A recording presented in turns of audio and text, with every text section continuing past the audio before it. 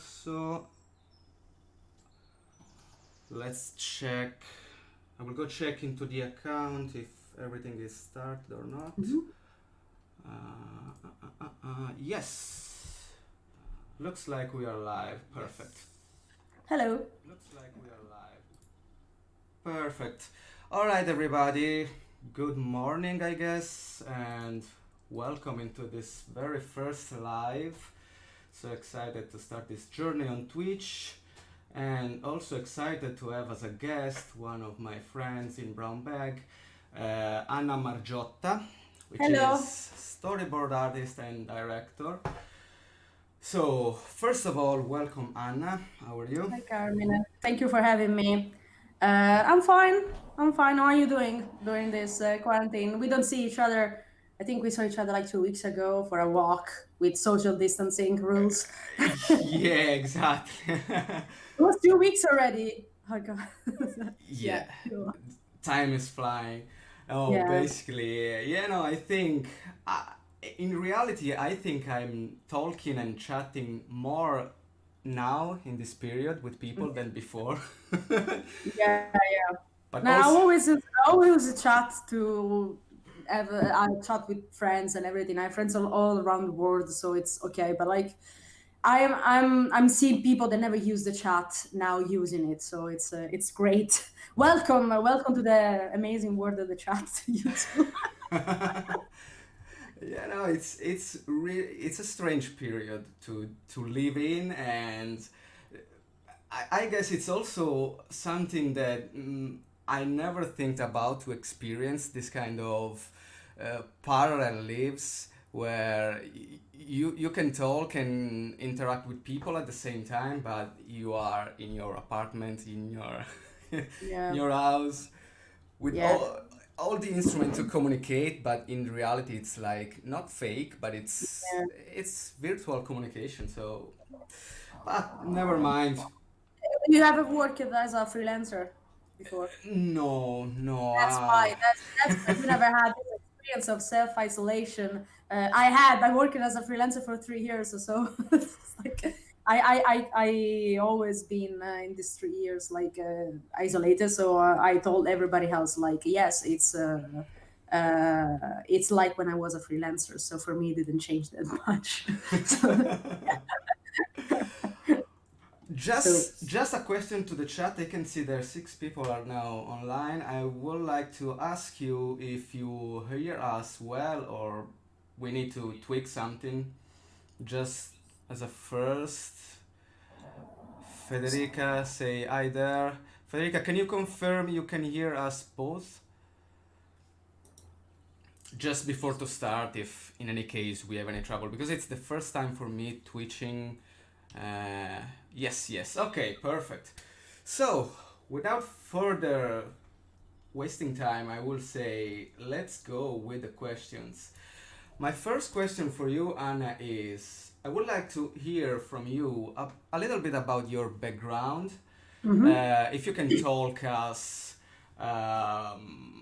how this passion and this willing of becoming an artist, or even I don't know if you ever thought in the beginning to become directly an animator, like you are now. So yeah, the question is, talk about your origins.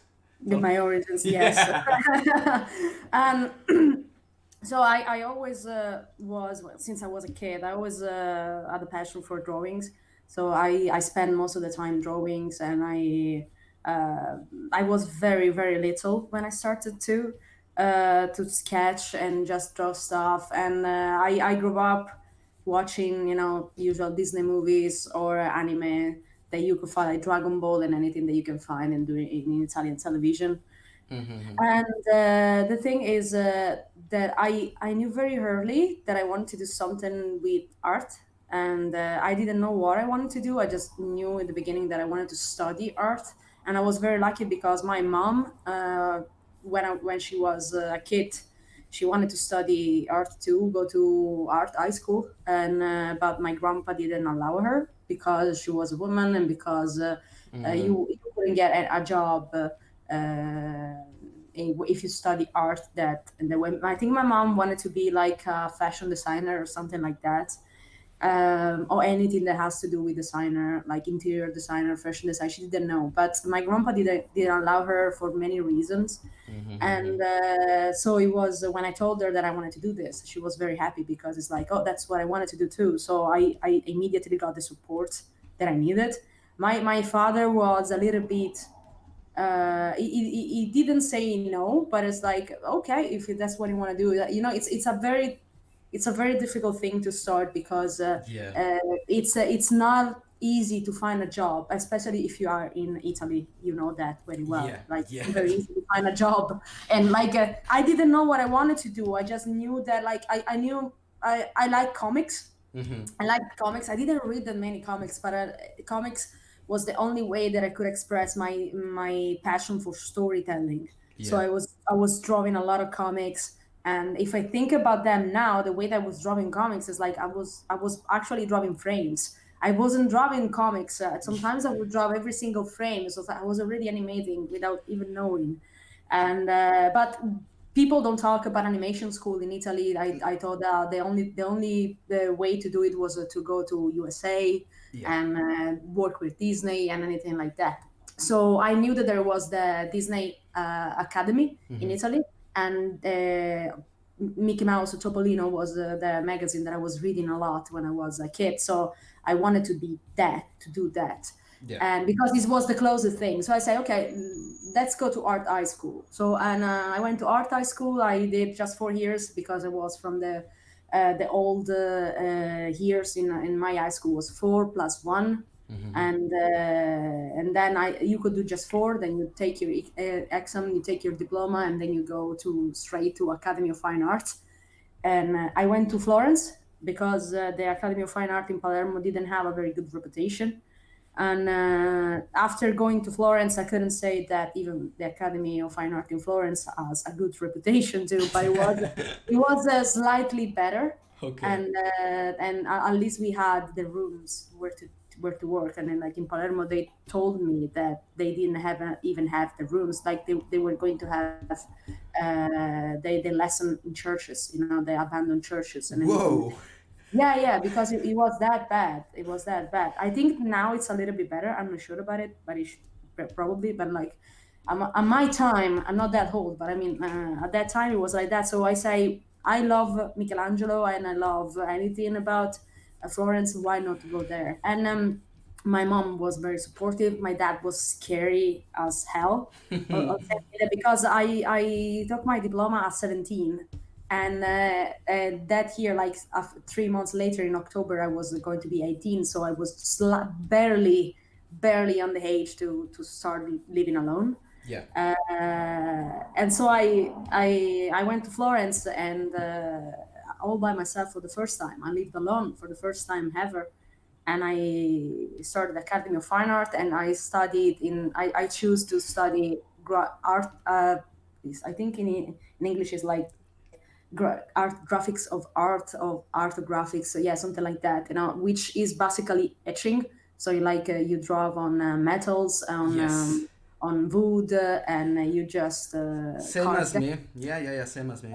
Yeah, you carve it and then you print it, and it was amazing for me because I was never good with colors, and on the contrary of you, I was never good with colors. I still struggle with colors, so anything that was graphics or with the lines for me was better. Mm-hmm. And so I start, even though I kind of regret, I don't really regret it, but I wish I took painting because so I could you know, learn how to color, which is still a struggle for me. But I don't regret it because it really helped me out with my lines. If Yeah. you did that, or you have to learn how to do the cross lines and anything to print that. So it was really helpful for me, and it was fun. It was something new. Then when I got my other diploma and in Academy of Fine Art, I was like, okay, so now what? Because it's like, okay, so I wanted to have all the classic background because I really loved classic art, and now I was like, okay, so now I should become a comic artist, but how do you do that? You Yeah. know, Yeah. how do you do that? Where do you start? Nobody tells you how to do, because there was no training in school, because in Italy we have this conception that, like, if you go to an artistic high school, or a classic art high school, or like Academy of Fine Art and anything, there is this idea that comics, if not authorial comic, it's a bad thing. Like, you are lower than the other Yeah. artists. You're not Yeah. really Yeah. an And artist. I get So it. there was nothing that really pushes for you to become like it. It's very stupid, because it's one of the best way to find another job. In art, like. So I didn't know what to do. It was like, so what am I gonna do now? I don't want to do, because in Academy of Fine Art, in the new law that they put, you don't do 4 years anymore. You do 3 plus 2, and so I just took my 3 years, and I didn't want to take the other two, because you basically repeat the same thing over and over again for the 2 years, and you just get an higher degree. And I didn't need that. I mean, it's not nothing that I wanted to. So I looked into it, and I was like, okay, there is this private school in Florence too, so it's very convenient.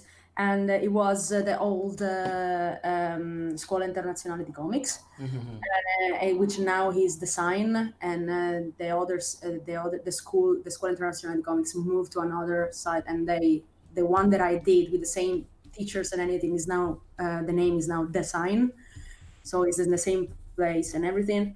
Yeah. Uh, but like I saw that they teach comics, and let me go there, and then I discovered that they do animation too. And I was like, wait, you can learn animation in Mm-hmm. Italy, and like it's something that they do in Italy. Did they do animation?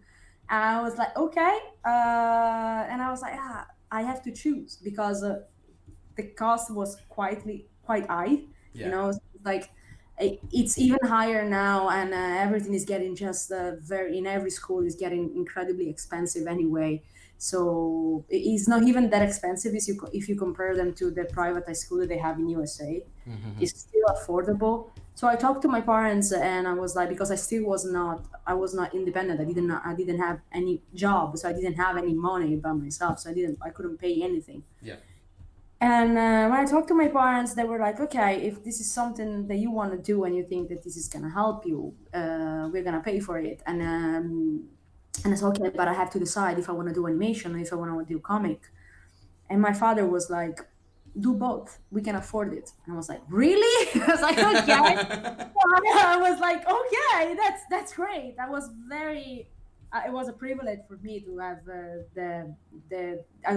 to do that, both of them. And my father would say, okay, let's do that. But that happened that actually, with all my art background in the school, they made me start the comic, the year of the comic, um, like the second year instead of the first one, because I already knew everything since I had like 8 years of art high school, Yeah. or art school behind me. They told me there's no need for you to start in the first year. You can start already on the second year of comic. But like an animation, I had to start for the first year because the program was different. So I was doing both of them at the same time, and I realized that I don't want to do comic. Like, I want to do animation. Comic for me is incredibly boring. So it's like, and no offense for anybody that does comics, just I'm just talking about myself. And Yeah. It's taste. yeah, it's I don't want to do this because.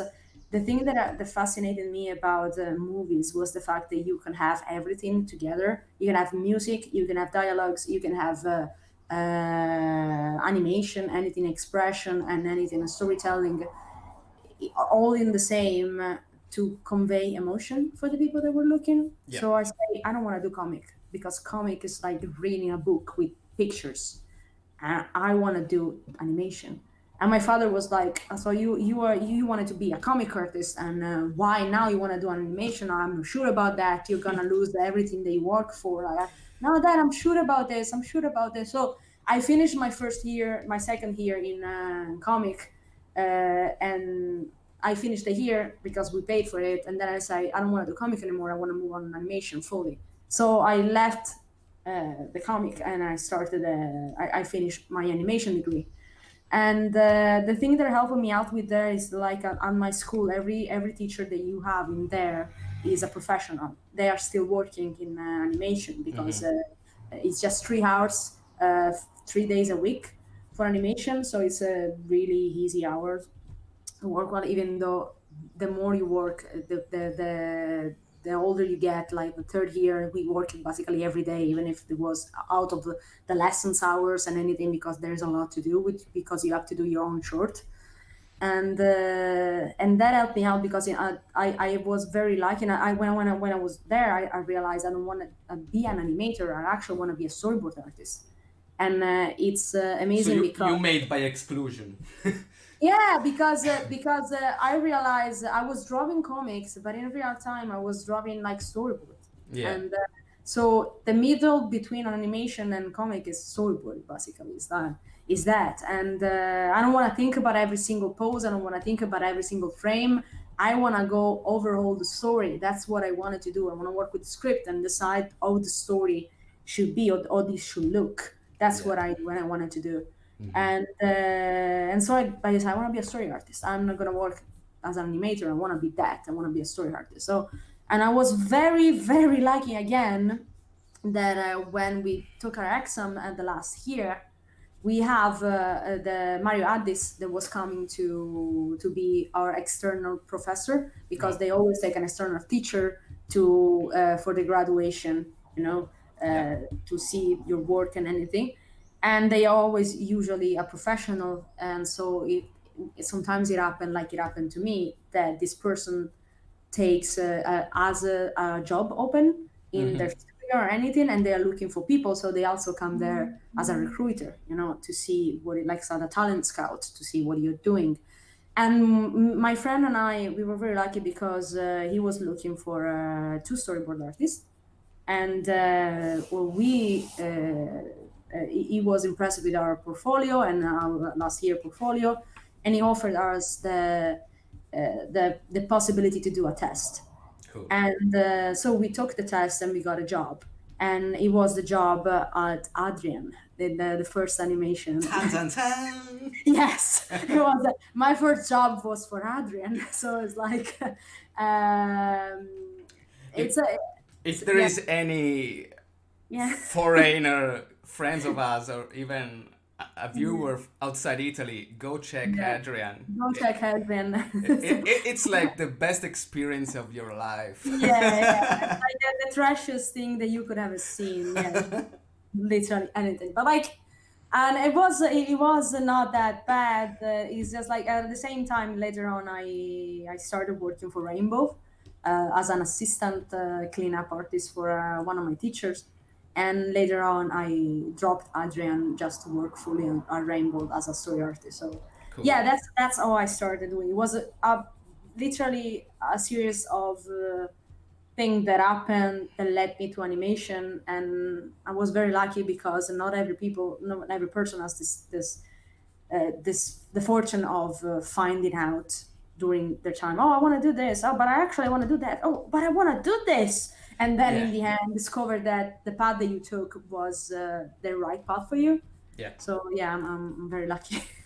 Uh, I will add that basically no one of us, and even in history, no one can say I want to do Yeah, exactly this.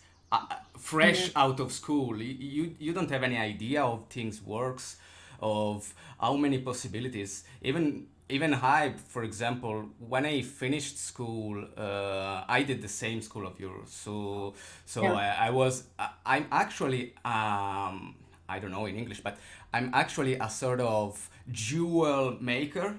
Oh We'll yeah, say that. yeah, yeah, yeah. I know what you mean. Yeah, And I never did a single day in my life making jewels. yeah, So, so yeah, after the school, I was okay. What about me now? And I basically went to the university and doing math, basically just to simplify down because it's a long name for the description. Let's say I did math for 3 years basically, and then I discovered, you know what, I don't want to do this for the entire life. So what can I do when I went to Rome as well and blah blah blah blah blah blah. But what I mean is that no one can say, especially in Italy, where the industry it's like a myth. It's like a mythological creature. You know, there is someone that is doing cartoon, is doing video games, but no one in television, no one in school, in any place talk about if you want to do cartoon, you have these possibilities, or you In can. Italy, no, there is no, because you see a lot of cartoons and you don't even know that they are made in Italy. There were a lot Yeah, of animation that were made by Italian people, and even and you didn't know. So it's like yeah, that exactly. that's strange. And but it's you say you're talking about teamworks, and as like at the beginning you talk about teamworks, and that's the Mm-hmm. thing that I didn't know if I could do when I started working, you know, because animation, it's all teamwork. It's Yeah. just teamwork. There's not an effort of a single person. And when I started working in studying animation, and they told us that you were going to work with other people because you have to do your own short. So 10 people's in the classroom. We have to work together. We have to. It was like a simulation of a studio, you know, where everybody was doing their own part, and we were splitting them because we have to learn every single part of the animation process, the animation pipeline, and then I didn't know that because before that moment I always worked alone. I was doing my comic book, I was doing my art, so I was like, oh shit, I have to work with people. So what if I don't like them? And then I learned that that is exactly what I love animation about animation more Yeah, probably is the fact that you don't have to be good at everything. You have exactly. to be Yes. good just at the thing that you are good at. You have to to know your thing better than any other person. And if you don't know everything, other people are there to fill the blank for you. So it's like, oh, you don't know how to do color, you are the one that do color and I'm the one that do storyboard. So it's like we have to compensate, we have to help each other. So it's like a balance, and that's the thing because the thing that I didn't like the most about comic book is the fact that I was not a good inker, I Mm-hmm. was not a good colorist. So I was just draw my stuff and then I had to color them, and I was like, it's bad now. All my job of a drawing this is bad because I don't know how to do this, and it was incredibly frustrating. I know that you can do that with colorist in a comic book and anything, and you can split your job. But like, if you are not good at doing background, your comic book is gonna look bad, you know. So you have to learn everything. But the thing that I love in Italy, there is this mentality that you have to do anything, everything, you know, even in Yeah. animation. You have to be, you know, like. You have to know to do everything because we might need you to storyboard today, and then the next day we need you to animation on animation, and then we need you to background because there are a few people. But outside Italy is not like that. You just have to learn one thing, and it was I was incredibly happy when I went to NC for the first time, and a person from Disney was doing a conference and told people, you just need in your portfolio, we don't want people that know to do everything because nobody can do everything. Mm-hmm. We want you to do just one thing or two maximum, so you can have you can be either a story artist or a concept artist, but you cannot be more than that because it's impossible for you to know everything and be good at everything, and we want people that are good at something. Even if it's one thing, we want you to be incredibly good at that. Yeah. And that was the thing that made me feel better because I decided I'm not going to study anything else. Okay, of course I'm still studying or something else because it's important to know animation and anything, but I don't have to be very very good at it. I just need to these skills to improve my storyboard skill. So I just started to decide I don't want to do a portfolio of animation and storyboard. I just want to do storyboard, Yeah. and I started doing that, and I want to be amazingly good at that. So that's very comforting actually. So it's like, and you don't have to do everything. Yeah. So No, I think that as for the first question, 24 minutes, it's like solid. okay, It's a solid answer. No, no, I'm joking. sorry. Yeah, the background is, I think it's important. It's an important Yeah, thing. no, totally. No, no, no. I'm really happy that you put the effort to reply your origins because it's the thing that always fascinated me when I attend a workshop with some great artists is that how human they become when they tell you their story. Because, for example, you go to a workshop of Nathan Folks or someone really really big, and you basically put him on a sort of Olympus, because Yeah, yeah, you tell to yourself, I will never be so good. But when they start talking, usually happen like this, when they start talking and they say, I had this trouble in my life, not everything went perfectly as I wanted, or in the beginning I was trying to do, I don't know, pizza guy. I just yeah, yeah. and then they become what they are now. You start to empathize in the sense that, oh, so no one is coming from the sky with this power of Yeah, yeah, that's not. You can have a privilege like I had my privilege that my parents could pay for my education, which many people don't have.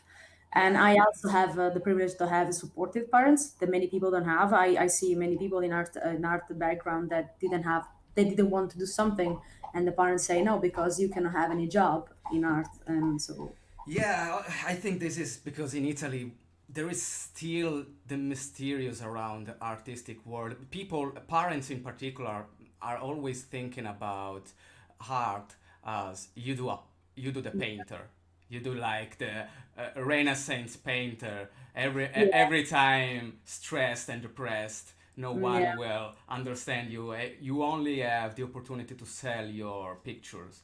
So there is still this kind of ignorance of how many possibilities now there are with art.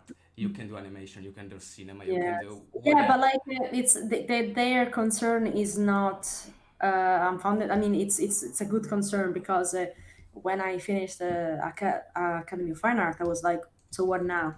No, and Yeah, many people that I know, a few of them work in art, and when I say work, I mean that they barely get the money to pay their rent every month. And I'm lucky because I got in a job like animation. You and I, we are very lucky because we got a job in animation. Animation is great because yeah, there is a demand of artists, so the studios ask for people, and then so you respond to their demand. So while in comic, for example, or in any other, you have to be the one to find them.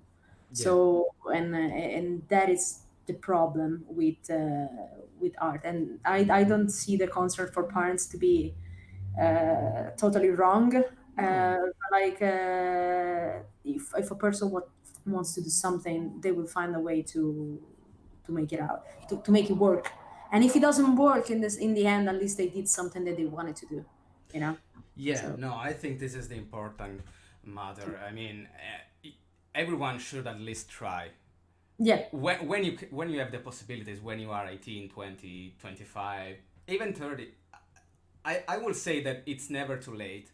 But if you no. try in that period of your life, probably you have a more high chances. Yeah, you have higher chances to find a job about that. Yeah, and when I was in Academy of Fine Art, there were plenty of people that were older. Like we had another student that was 60-year-old because she say my parents never let me do that, and now I can pay for myself, and I'm here. And she spent 3 years in Academy of Fine Art. She got her degree because the only thing that she wanted to do was to paint Yeah, and stuff, and she was happy then. Yeah, yeah, so yeah, you yeah, can yeah. do it by yourself later. Yeah, when you have money later, you can do everything that you want. So Basically. yeah, basically yes.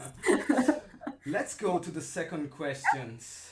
I'm gonna try to Um, be less organized this time as well.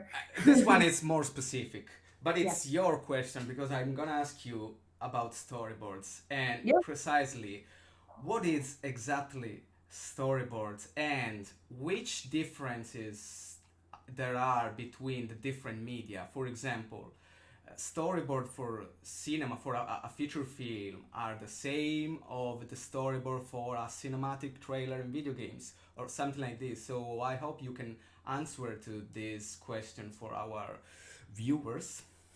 Yeah, so I worked in movies, in commercials and TV shows. I never worked for a live action. I mean, we can call the commercials a live action. We can call that because they were live action. Yeah. But the difference is that like in animation, so storyboard. First, I'm gonna answer the first question. What is storyboard? Storyboard is basically a series of a panel that you draw reading the script to. When you read the script, you decide oh you need to shoot certain shot and where to put the camera, where to put the characters, the blocking of the characters, the staging compared to what is going to happen in the scene, in the background, and then you draw them so the director will know how to shoot the scene, or the animators will know, the layout artist will know where to put the cameras and the character for the animators to move. So it essentially is the first vision that we have of how the story is going to be and from the script. Because sometimes there are people that do my job. We read the script, we have the storyboard in mind, we already know what is going to happen. But some Yeah. people struggle to see that happen. So when they read, they know what is going to happen, but they don't know where to put the cameras and everything. So here comes the storyboard the artist is going to help you and it's going to put the camera wherever. So it's like the first layout Yeah. of the story, let's say like that. So the difference between the very storyboard between animation, live action is like, because I think the distinction is mostly about animation and live action. Yeah. I'm not sure that the way they do in video games. I think since everything is animated, I am strongly sure there is an in between between live action and animation. It might depend also on the production and director in that case. So what happens is in animation, there is no big difference in the way a storyboard is done for movies or TV. It's just that everything is dropped from the start to the beginning. There are many poses, many panels for each shot, and there is a little bit of animation of the character doing the thing that they're doing. And while in, so it's basically you, then you can edit and watch it, and it's the first layout that you have of your film of your TV show. Instead, in live action and commercials, the thing that happens is that you don't have to drop every single pose. Most of the time, you are just to have drop one vignette for every shot that happens. If it's a complicated camera or a complicated movement on action, you can drop two or three panels to help the director understand what's going to happen. A good example of that are the storyboard for Game of Thrones. I Yeah. suggest people to look for them because they are amazingly done. And usually they are very well drawn, the storyboard for live action, and they have all this detailed anatomy and all the shadows and everything because it's just a single illustration that it helps people to understand what is going to happen later in the movie, basically. Mm-hmm. So the difference is that the panels that you draw in live action and commercials, you just draw a single shot, one single illustration for shot. When animation, you drop everything. And then there is a difference between TV show and movies, where sometimes in TV show, sometimes we have, even if this is changing in many studios, it depends where you work and the production that you work for. Sometimes like we at Brown Bag, we work with locked script, which means that a script is locked. It cannot be changed because the client wrote it, and there are all the dialogues and everything. So you have the script and you just draw the storyboard of the script. Anything that happened there, Okay. it's not changeable. And in features, it happens that you have a script, and the script can be changed later by the director because it's uh, uh, everything happened at the same time. So they write the script, then they give you the pages they wrote, you draw the storyboard, and then while they're writing the other part of the script, you work on what they already done. Then they watch it, and if they don't like it, they're gonna change the script. But it still at the same time, it always depends on the production that you work, because there are people in some movies that they work with almost locked script. So some director prefer to write a very detailed script before going into storyboard. Some director prefer to write the first batch and then see it, then change it, and then see it again and change it repeatedly. And it happens in TV, in some TV show too, when they have a pipeline that is a little bit more stretched than other show. I allowed them a 2 months time for each episode to work on the storyboard. So sometimes they have the script, and they can change the script. Maybe they have the co-authors of the script, so they can write it and they can talk with the client at the same time. So it really depends on the production that you work with. That's it. Okay, okay. So it's like an organic factor where, Yeah, yeah, according to the type of production, according to the type of clients, things can change slightly from production and from also media. yeah. Cool. And one of the questions that this is not in my list, but it came up often when I do the course. A lot of students ask me how much effort you should put. As you said before, in Game of Thrones, they are nicely drawn storyboards. That is something that it's like chosen by someone. The amount of details you put in a storyboard, or it's something that it can depend only from your taste, for example. Well, it depends on the story artist, the way they draw the boards. Usually in TV show, it's not needed for like very detailed drawing. Um, Also production to production, like if you work for a 3D show, most of the time you have to keep the size of the characters right, the proportions slightly right, but you don't have to be incredibly precise with that, because you just have to be sure that they are the right size, and if they are not too tall or too short or they are too chunky or anything. You just have to keep in mind that the major size of the character, the outline of the character should be almost the same at the as as uh, as precise as possible. But like in 2D animation, it usually happen that you have to be incredibly clean, because 2D animation is keeping the layout sometimes, so your board will be used by the story art, by the animators, to make the layouts of the scene. So if you draw something that is not incredibly precise, is everything, it depends on your storyboard in many 2D productions. So the background artists are gonna draw the background based on your storyboard. The animators are gonna work on the animation based on your storyboard. So you have to be incredibly precise. Like if you look at the SpongeBob SquarePants storyboard, they are basically they are exactly like the final product, because that happened into the animation.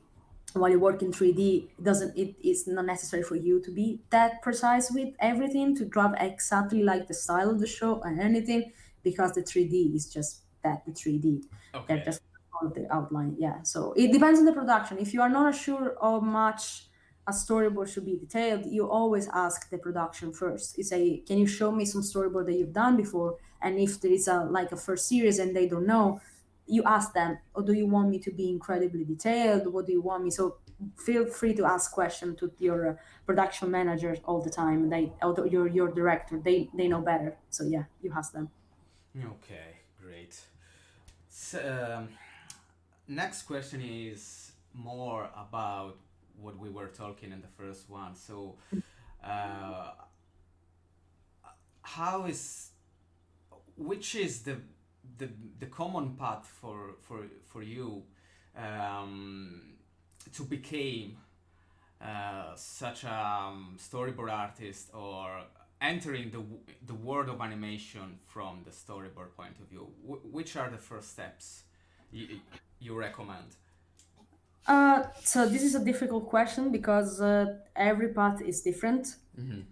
The way we approach animation is different. As you know, when we talk with our colleagues, everybody of us, none of us started from an art school. From an art school, many Yeah. of them were doing like, oh, I was an accountant before, and then I decided to move to animation, which I think is something that is easier in other countries than Italy. Yeah. And but like I for the storyboard, I think the important thing is to build a network of the people that you know. Okay. And so it's very difficult to start working animation when you don't know anybody. So it's if you start from zero, like you didn't even go to art school, I might suggest you to start looking for maybe some courses, and courses with people that work in animation, Cool. not just teachers, because they can teach you how to move in the animation work, and they can tell you, oh, I know this person. Why don't you come here? We grab a beer, we talk with this person, Yeah. and it happens. Anime most of the job that I got it because I knew people that I worked before. So it's always a network of people that talk to each other and say, oh yeah, I know this person. You need this person for the job. I know this person that might be free, so let me talk to them. So it's very important for you to not start from zero. To before it was easy that you go to a studio and you hand your portfolio and they look at it and say, oh yeah, come in, let's try to work there, to let's part you to do a test, Cool. now it doesn't work like that anymore. You need to be like to know people. And so in my opinion is, if you start from zero, you don't have even a school background for that, try to find some courses taught by people that work in animation, and even 6 month courses, 9 month courses in storyboard, or something like that, or web courses, so you can where you can talk to the person like through chat, and you can send them your stuff and they can say, oh yeah, this is good, this is not. And if you know people that work in animation, tell like, can you give me some advices, or I'm trying to become a storyboard artist and anything. And maybe they say, you know what, I think you have potential, and there is a revisionist open in my studio, why don't you come? Usually the first thing that they make you do, at least outside Italy, is a revisionist, which is the first start for you, and then you become like, you basically fix storyboard from other people, and then you, if they see that you are ready, you move on to storyboard. So I think the most important thing is to try to learn as much as possible about the animation industry, and go to ANSI, go to festivals, go to places where you can learn more about animation. Like when I went to ANSI for the first time with my school, I went to the conference by Disney, and that is there where I learned how to do a portfolio. Because the portfolio that we do in Italy, they usually do the video reel, but the video reel is not something that outside of Italy it's very useful for us, for a Yeah. story artist. Yeah. Yeah. If you're doing a song, then you need a video reel because the person needs to see how you time the song. But if you're doing storyboard for movies or anything, you need a particular type of portfolio. So I suggest you to go to and see. I know it's expensive and anything, but it's worth it because you don't go there just to look at the movies or the short films. It's better if you go there and you just talk to people, Yeah. and you can bring your portfolio and say, can you check it out? And there is a portfolio review, and they give you a lot of advices. They give you their card if you're interested, they're interested in you. Talk to people and learn them. And if you see an opening, don't. I always say, you can try to apply to everything. Just apply for the jobs, try out. But it's important for you to have your portfolio reviewed by somebody that works in the industry, because they're gonna tell you what is wrong and what is the thing that is not convincing the recruiter to hire you for that. And I think that's very important. Having a strong portfolio is very important in the way you present it. Also, it's not just about the drawings, Yeah. you know. Yeah. And also, if you find jobs like even short jobs or jobs that are not paying very well, which everybody of us did, especially in Italy, it's bad. But it's important to start working, because when you start working, you build your connection. So try to work as much as possible, even if it's not a storyboard job. If you party inside a studio, it's already good, because you will learn things. Even Yeah. if it's a receptionist. But it's an animation studio. Try out just a few months, just for that, just to know how it works.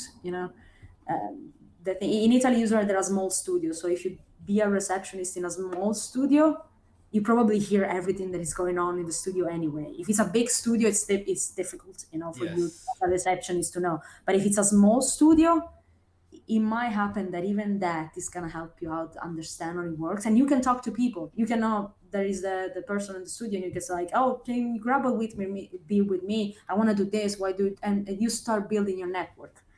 If you start from zero. If you want to do an animation school, then do an animation school where there are people that work in animation, not just teachers. It's important that they are still working. Yeah. Definitely.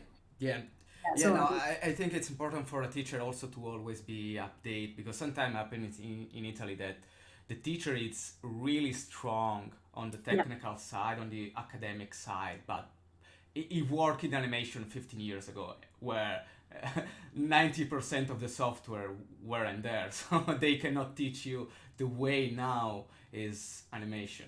So Yeah. yeah, I strongly agree with that. And one thing that I want to say is just the last thing is don't worry, there is no age to start in animation. If No, you're 30, if you're 40, if you're 50, it doesn't matter for them. It just matter what you can do. And if you want to be a story artist, it just matter the skills are the thing that matters. yeah, That now nobody gives a damn about your age in animation. That's the thing that I love the now most. I will tell you a short story about Yeah. someone. When I was doing a workshop by an artist that I will not mention, but it's very well known in Italy and behind in the comic field.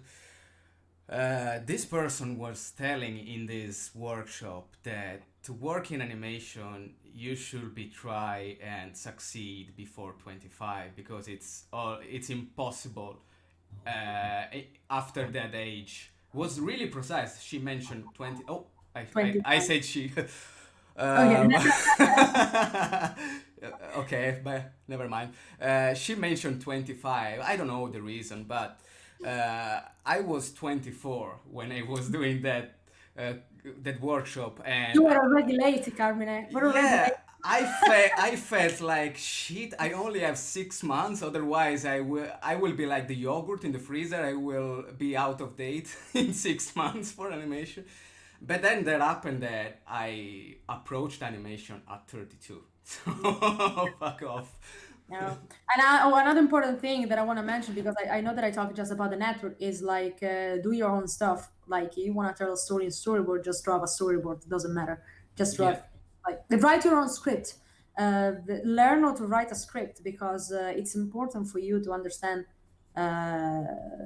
other skills Yes. that you're gonna read script. So if you don't understand how the script work and you don't understand why the writers made it they chose, it's important for you that so that draft storyboard all the time, and even if they are bad and they are not good, doesn't matter, just draft storyboard and make other people watch it so they will tell you I don't understand what's going on in here, and so the scene that you draw is not clear, so it's like okay, so I need to change it. Yeah, That's yeah. No, a really quick tips that I can do. I can say now. It's basically people to don't be afraid to ask yeah. professionist. There is a way, there is a manner. You don't go to a professionist and just say, "Hello, what do you think about this?" But if you start the discussion with a few words, with a soft approach, then can happen that you are in touch with this person. Then after I don't know a while, you can ask, "Look, I did this for my portfolio. What do you think? Do you mind give me some feedback?" It always paid to me. I always get good feedback from artists that I was thinking, okay, Yeah. they will never reply to me, but they reply because I was polite, basically. Yeah, like about it does even when you see a person face to face, don't be afraid to ask them for something. Like it's the thing that I love about animation. Like when I go to Annecy, the thing that I love the most is the fact that when you go to take a beer at the end of the day at the Café des Arts, you can find people there from Pixar, from Disney, from Sony, from anywhere, and they are with their beer in the hand, and they say, "Ah, I always try to do this, but I don't know where to start. Yeah, Why don't you come and we can meet tomorrow and we can have a chat? You can show. Do you have your portfolio here?" And you take your phone, and they just scroll while they're with the beer in the hand, like, "Oh yeah, I think you should do that. Air storyboard is very good. Why don't you do that?" So it's very polite because in that moment they are relaxing and it's just a chat for them. yeah. No one can say no with a beer in their Yeah, I have a very nice. hands. Yeah, exactly. I have a very nice story about Patrick Osborne, the guy that won the Oscar for Fist. Yep. And Patrick, before he did Fist, I was seeing it was an animators in. I think it was maybe a lead animator. I don't remember on Disney, and he was doing a conference in at Annecy. And he finished his on that because there were a different artists, three different artists that were working on the conference. So he finished his time. And my friends before they had like a list of people that you sign on, and they would look at your portfolio. And if you want an animator, they have your list for animator. And I did mine with another story artist. And three of my friends didn't make it in time because they had a recruitment session with another studio. Mm-hmm.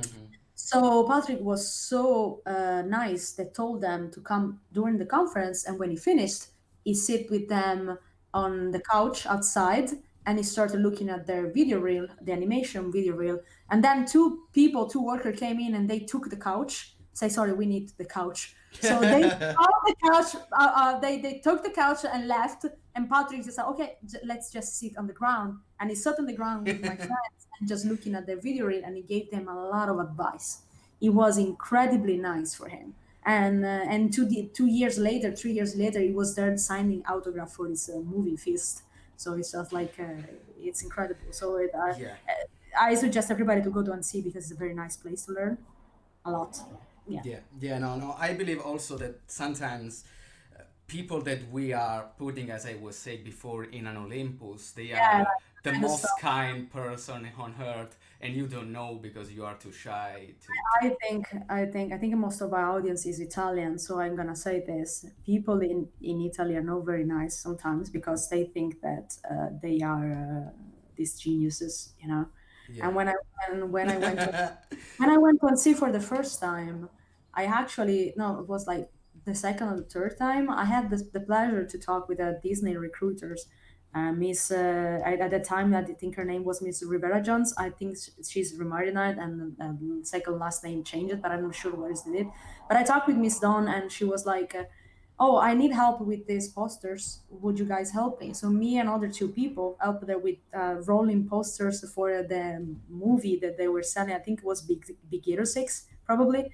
And we went in the background of the outside. There was this nice table, and it was a very sunny day, and we sat down with her for like 45 minutes talking to the recruiter, the main recruiter of Disney Animation Studios, Mm-hmm. rolling posters with her and talking about our experience as students and showing her our student reel. And she was so nice. She even offered us a coffee and some sweet that they Mm-hmm. brought for her for lunch. Do you want some? And I was stunned because in Italy they would never do something like that. They would be like, "Why are you talking to me right now?" You know, and it's like go away, which is strange because when you go to Annecy and you talk to Rai, that is all the Italian studio, and Rai is there too, Rai kids and anything, Mm-hmm. they are usually very nice in Annecy, but when they move to Italy, there's something there that they just change their attitude completely, and they're some like talking and acting like this superior. They are superior to you, and you shouldn't talk to them. This is very strange. Yeah. Um, Yeah, no, I believe that part of this behavior for some Italians, it's because we have a really, really few occasion, and when you reach them, in Italy, I mean, uh, you act like, okay, now I have to defend this because it's the only thing I get it in years of research. While yeah, when you go outside, I will not say you are 100% sure of getting a job, but there are so many possibilities that people, in my opinion, are cultural, educated. That okay, I am at this level, but I can be higher or lower depending the circumstances. So yeah, probably I will say that people in Italy tend to protect themselves a bit more just because of this poor occasion that we have. But yeah, you never know. but no, I agree. Like the part is that I think is mostly because there is like this idea that you have to pretend to be something that you are not. To Yeah. while it's so strange for an Italian person to go to and see and talk to people that won Oscars and say like, "How are you doing? Yeah, do you want a beer? The beer is on me." I was like, "What?" That's like Yeah, yeah, yeah. there is it's maybe they are not the best person to work with, or maybe they are. It can happen that they might be in real life they might be assholes, you know, but Yeah. in that moment they know very well that to be a professional, you have to act in a certain way and not to portray yourself as an asshole. So Yeah, even because you never know that the student of today will become your boss in 10 Yes, years. exactly. Yes, yes, yes. Be nice to everyone just But in case. that's the problem. That's the problem. In Italy, they will make sure that you will never become their boss. That's the thing. That's the thing because they want to keep their position, so they will make sure that it will never happen. Okay, next name Yep. for the podcast will be roasting Italians. Yeah. Okay, next question I will say. This one it's a bit more personal, but in a certain way it's also opened for a lot of people out there. So let me introduce because I was lazy. I did the question in Italian and I didn't translate them. But basically, there are a lot of movements, especially today, movements for rights, movements for basically all the type of different cultures and people, and especially in the equality system Mhm. and in the job sector, there is still this discussion between the salaries Oh, from men to women. There is this kind of ongoing battle to be a better world in the future. So, did you have any experience, or what's your perspective being a woman in animation? okay. That's a heavy question. Uh, Yes. um, I was very lucky because so far I never experienced anything that at least I didn't see it as a discrimination toward me because I was a woman. It might have happened and I didn't notice at all. Because sometimes you say it just happened because I have not experience, maybe it happened because you're a woman. Yeah. I have I don't know if my salary is compared to other people. I don't think I ever saw a difference in salary because like when I worked at a Letterman animation, we were all women in the new starter were all women. Mm-hmm. So our salary was basically the same for all of us. And there is this also this kind of thing which people think that you should not ask other people how much they pay. I'm starting to change that and I'm starting to ask everybody how much they paid because, of course, you have to be discreet with that and tell them that if they don't want to tell you, that's okay. It's just, I think that you should do to protect yourself Yeah. because even if the studio that you're working in, and I'm working in many studios, even if the studio work with you is very nice, a very nice studios, there is always this trick that they do with the salaries where sometimes like in a studio that I'm not gonna mention, I'm not gonna say the name of it. Basically, what they did was they were paying me and another person a lot of money, and it was the right pay for that job. Mm-hmm. Uh, the other guy was like paid a little bit more than I was, but because he was a better negotiator, so he got like 200 euros a monthly more than me. Cool. But my pay was very good, and we discovered when I asked the other person how much they would pay, and she was a woman. But all the crew was there were a lot of women in the crew, so it's not that there was a discrimination about that. But like when I asked her how much she was paid, she told me that she was paid like 2,000 less than us. And I told her, listen, you need to know this because me and the other guy are paid this amount. And she was like, wow. And I think I was lucky because where the country she was coming from, it was like the pay that she was receiving was good enough. So she thought it was a good pay. And for me, the pay that I was receiving, it was incredibly high compared for what I got in Italy. Yeah. So for me, it was good. And but when I talked to the other guy, I learned that I was paid right. But when I talked to her, I discovered that they used a trick for her because I was coming from another production for the same studio, so they could not change my pay because I was already paid that way. So I knew that that was the standard pay for that job.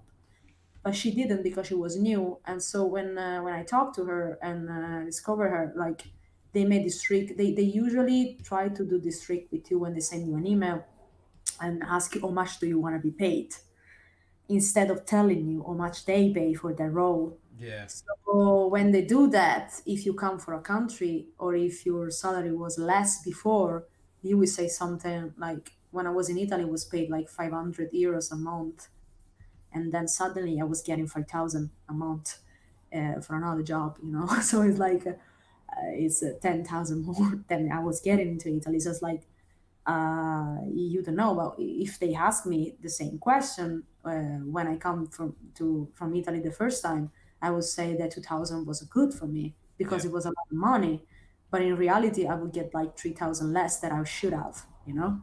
Yes. And they use this trick with her, and she say 3,000, and they say okay, that's fine, which is a very low thing to do, and a lot of studios do that, you know. So the thing that you have to do is always talk to somebody that is working at that position, if you can find them, and Mm-hmm. ask how much you should be paid, or even raise the bar so high that they are gonna lower it and say, ah, listen, that is a little bit too much. Or about this, and they usually will get closer to the real pay Yeah. that you have. So yeah, you have to play their game. So I don't know if that happened because she was a woman. I don't know. I'm not sure because the studio was very good with that I was working on was very good with hiring women. Yeah. And I think it was just a money thing. And yeah, so sometimes it happen also because of your experience. They see that you have just 2 years of experience maybe, and they say we can trick this person into getting less. So I never experienced it. I experienced a little bit of in another studio that I work on a little bit of patronizing from some people that I work with that were from my lead and anything. And I'm not sure if it was because I was a woman, because it was happening with other women too. I'm not sure about that. To be honest with you, I don't know to reply to this question about my experience, but I Yeah. know No. that but I know that a lot is happening, and the better thing that you can do is always to talk to other people about their salaries, ask question about their salaries, how much they get, because that's the thing that help people fight for injustice in the salary thing, you know. Yeah, I think also it helps to spread awareness all around the different circumstances because, as you said, when you come from countries like Italy or some countries in Eastern Europe where this kind of job barely exists, and when exists, they don't pay you well.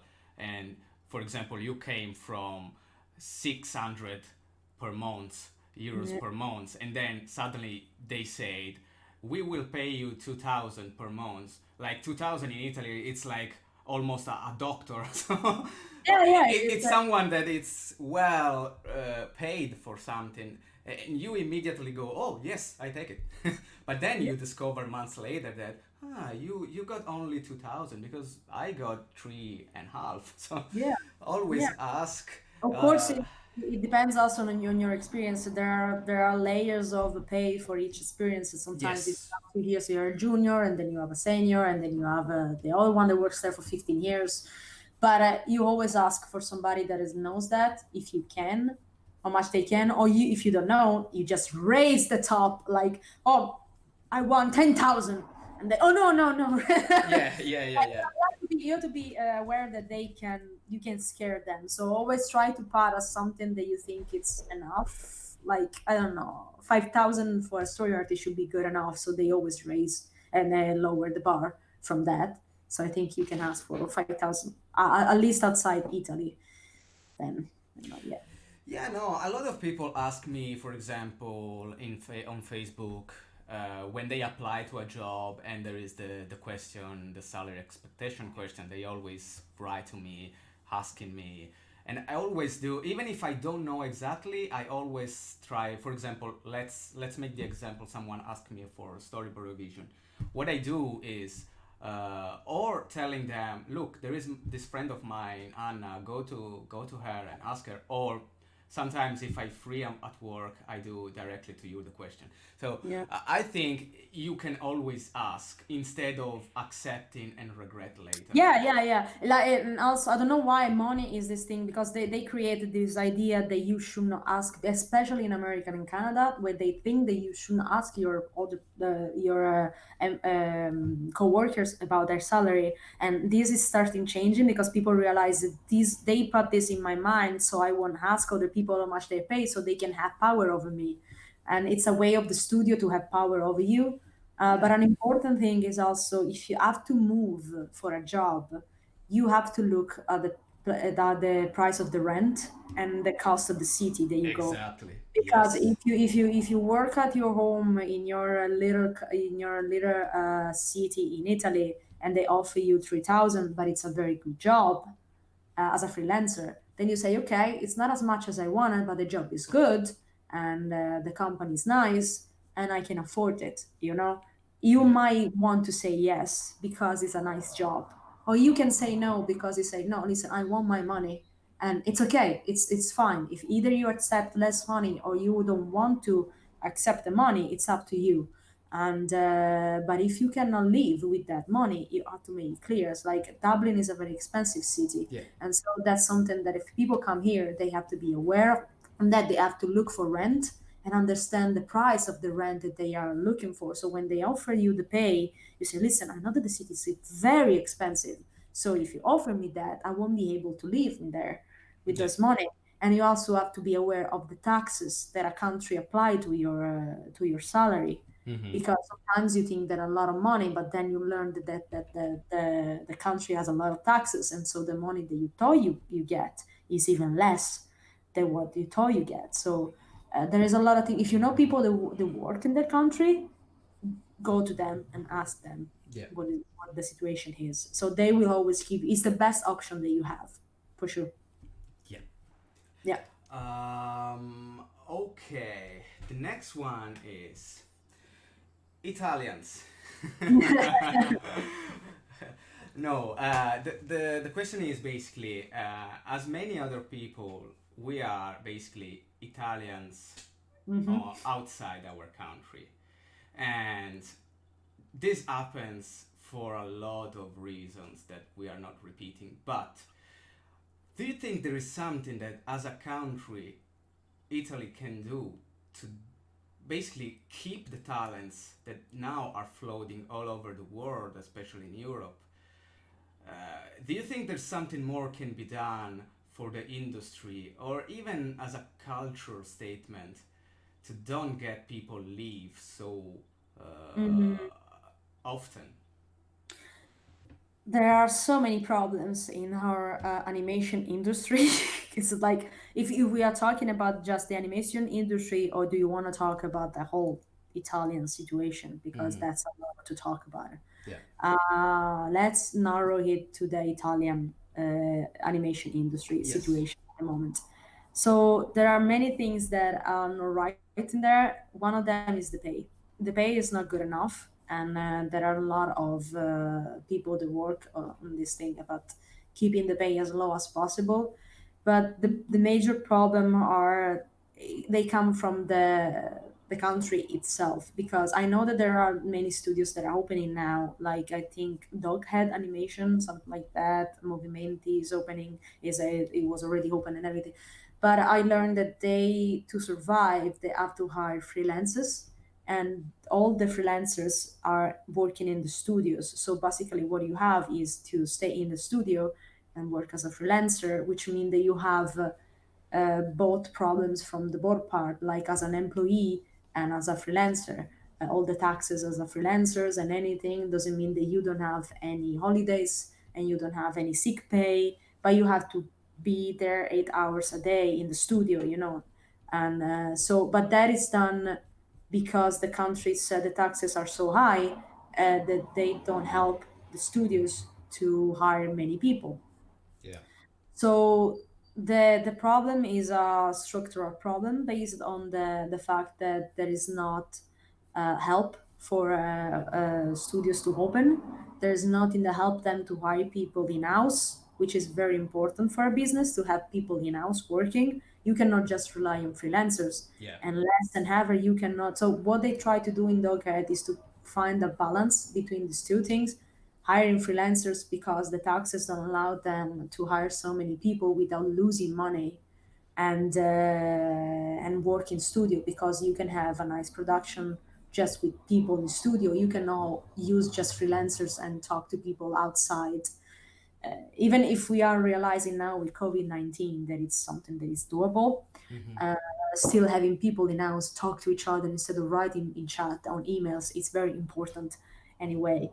So the thing that they can do is just find a way to hire people, giving them a good salary, stop playing with people's salaries, and stop playing with juniors and telling them to work for free, and stop using people as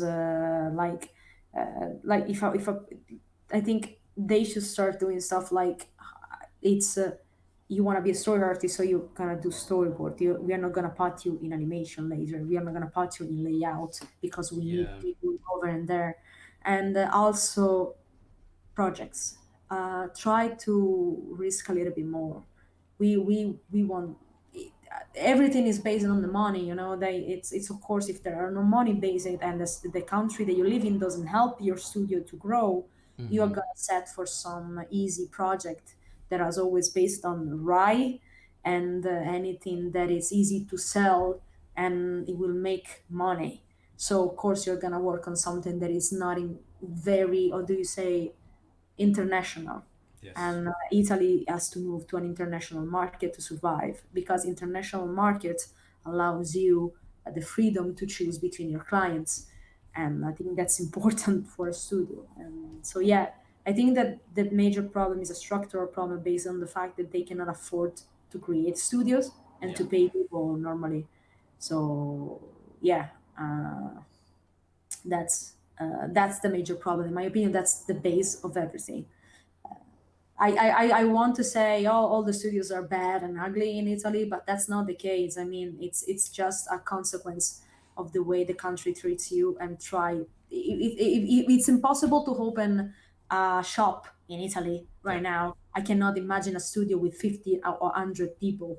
So yeah, and I know that studios like Doghead are trying to move in the between freelancer things, but it's Yes. not doable in the long term, in my opinion. It's in my opinion, I wish Doghead will stay open because it's a new thing in Italy, and I hope that many open. But I really wish that they would find a way to hire people as employee and not keep all the freelancers. In my opinion, that's it. But it's a structural problem in our country. That's the problem. Yeah, no, I Yeah. strongly agree that something needs to change on the fundamentals because it's like changing something that it's born in a way that will never work well. So I think that, for example, when I was creating video games in Rome, we had the opportunity to go to San Francisco for the Game Connection America, and we also did a really good impression to investors.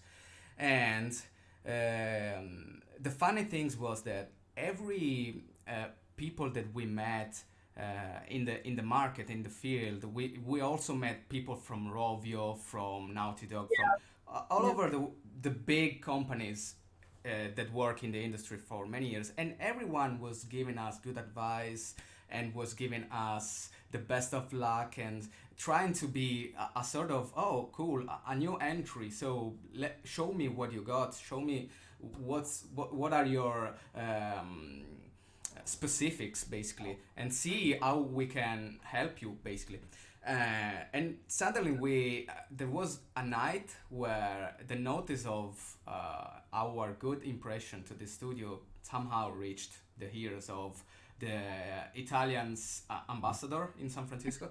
So they set up this dinner with all of these personalities from Italy, and Uh-huh. they were talking like boomers, like, Oh, we didn't know that video games did so much money. And they lived in San Francisco for like 20 years. Yeah, yeah, And they manage money for life. So yeah. we were shocked because we were the new entry. Almost everyone was around 20. And we knew more than Yes. Yeah. It's that's the problem, you know, like we are a country that are closed on, like we are egging ourselves and we are patting our back. Oh, look how good we are. When in reality, the international market is now a reality, you yeah. know. You cannot stop it. You have to be. This is something bad because we have many industries that are.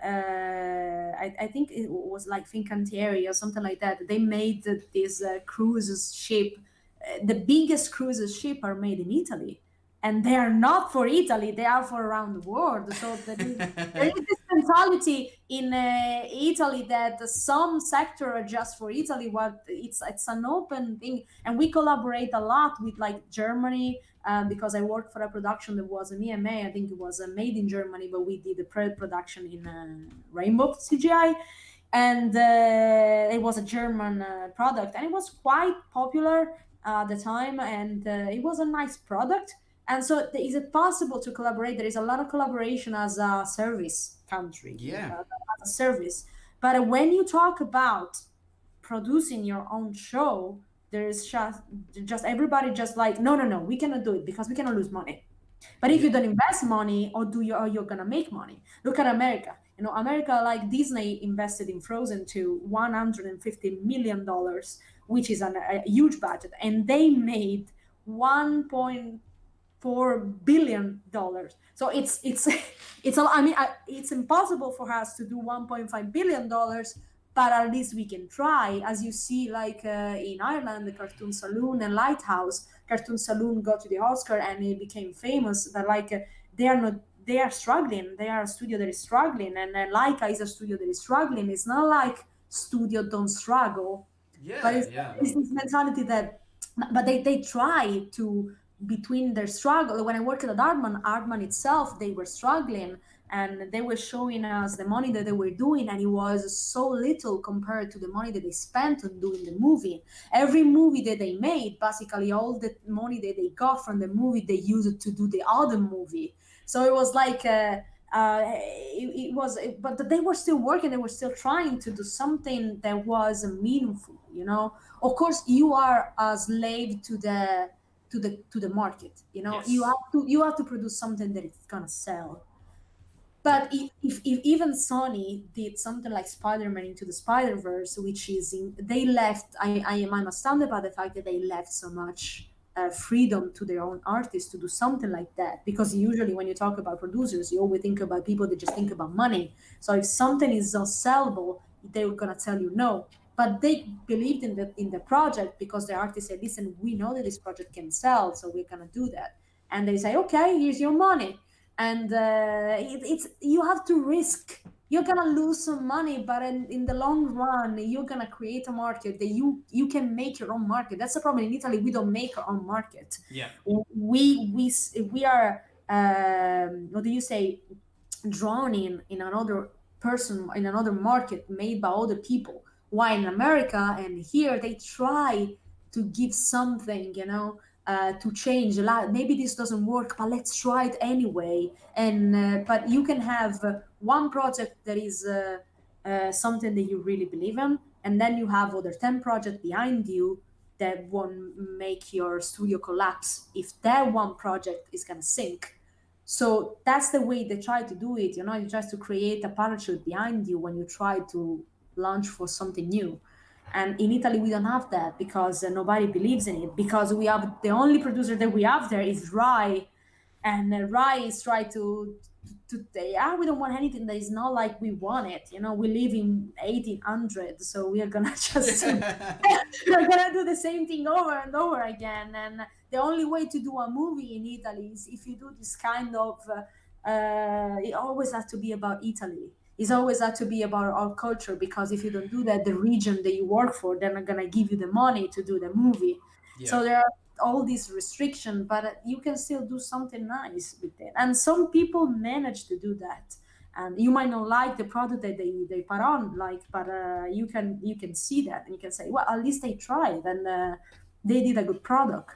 What was the movie that was what was the name? Cinderella, the one that they did in Italy that we Yeah. saw at sea. What was the name? Cinderella's cat. Uh, I don't know in English. but yeah, that one was very good. I mean, you cannot like the movie itself, but at least they tried to do something that was different, and they used the animation media, and that's it. And also another problem, I think, that in Italy we take ourselves too serious, and you always have to put up something that is incredibly artistic and anything. No, sometimes you can just have fun. Yeah, yeah, no, totally. Yeah, it's a sort of an heritage of our way to think about art, where Yeah, complexity is always associated to beauty. yeah, It's always like if you do a complex aesthetic on some project, you are sure that you are doing a good job, yeah. while it's completely wrong as as an opinion. Yeah, but then we don't give money to the art. Yeah, So yes. we have this amazing country. We're always proud of our heritage, and then we defund the art schools and defund. When I was at art school, and I saw in my year of art high school and Academy of Fine Arts all the reforms that they were put on to defund the art schools, and I Yeah. literally from the beginning to the end, I saw my schools collapsing, and I was one of the last one in the whole way that they were doing stuff. I was like, oh, you're here is the last year that we are doing this, and then we are changing completely. And I was lucky because they completely destroyed the whole school, art school, after my graduation. Yeah. And uh, and now it's if you go to an art high school, is you don't even see, is this an art high school? What is it? I don't understand Yeah. what is it. And Yes. it's strange. It's strange. Just that. Some light question for now, so Yeah. we can chill a bit after this kind of politics Italians rage. Mhm. Your favorite animation movie and why? Okay. I don't like it's a complicated answer for me, but like if I say my favorite movie, it was always be Aladdin, but Okay. it's mostly about nostalgia in that case, because I really it's a very nice movie, but it's mostly a nostalgia thing. If I Yes. have to say my favorite animation movie, which is for technical reason and good reason, I am struggling between. I think I would say Owl's The Moving Castle by Miyazaki. Okay. And I really like Princess Mononoke too, but I don't know why Owl's The Moving Castle is just like that. I don't know. I really love the movie itself and the way the story is told. And what I love about Miyazaki is the fact that he's not doing an animated movie for kids. He's just doing a movie. Yes. So it's perfect. It's just perfect. It's like you may not like it, but you cannot see that it's not amazingly done. And the way the composition of the movie, it's incredible, and the characters are amazing. And I read the books, and the books are pretty good, but like the movie gives something more to that. I think that I like it because it's the kind of movie that I want to do. Mm-hmm. With Princess Mononoke, yeah, I think it's the kind of movie that I would like to do. So yeah, I think that one is the one. Yeah. Cool. Perfect. Uh, the next question is about your so far the favorite project you worked on, and but not as a product, but as an experience. Okay. Which is the so far the best experience you had working on a project? Well, I always say that I work in many studios, but my favorite one was always working for Monster Eye Movie One and Two for Axis Studios. They are a Scottish studio, Mm-hmm. but I was working for the Bristol studio that they have, because the Axis is famous to work for VFX and for movies, and for how do you say, cutscene in video games. They're Yeah, very famous because of that. the cinematic you mean? Dramatics, yes. And Okay. they were doing this movie for Mattel, which is Monster High, Mm-hmm. and they remade a series that Mattel had made into the until that moment. and they made two movies of. They were straight to DVD, but they had a small short release in the theaters in US, and they were my favorite project. Working with them for both movies, it was an incredibly experience for me. I learned so much, and the crew for the two movies was different, and the different span between time between the first and the second movie, it was so short that when I finished the first movie, they already hired me for the second one. Mm-hmm. And I started straight away. And it was the first outside Italy experience that I had. When I started for the first movie, I think Axis found me on LinkedIn, and they sent me a message telling me that they like my portfolio and they were running. They really needed the story artist because one of them left, and they need me straight away. So they wanted me to move to Glasgow, but I say I can work as a freelancer because at the time I didn't have money to move to Glasgow yet because I was 3 years that I was working as a freelancer in Italy, and when I worked with it, I was working with I had a very good storyboard supervisor, and he teach me a lot, and the movie itself was very good for the budget that they had. They created something very good to look at, and it was the first time for me than when I was looking something that I was watching something that I was working as a story artist. Usually, when you work as a story artist and you see the final product, Yeah. from my previous experience, I didn't like the final product compared to my storyboard. Not because my storyboard was good, but like when you draw a storyboard, you imagine something and then you see it finished. You're like, it's not good, you know. But that time was the first time that I actually saw something that was like, wow, it's really good. Yeah. And it was a low budget production. I mean, I don't think the budget was incredibly low because it was still a movie. And the thing that I loved was from the first and second one, the Mattel really believed in this project. They Yeah. really cared about this project. They really wanted something that was good with the money that they could put it. Of course, it was always to sell toys, but even if it was about selling toys, they still cared about the story that they were part of. And then I moved to Bristol for a month and a half because it still was, even with my new money, with the new salary, I was still too poor to live in Bristol for the time.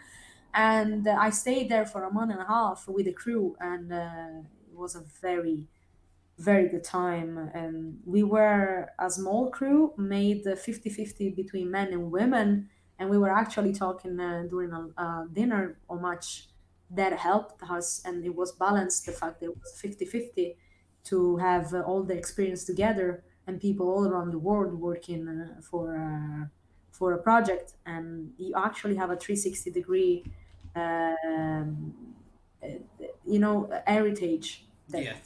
is working for a movie, and it's very helpful if it's split equally.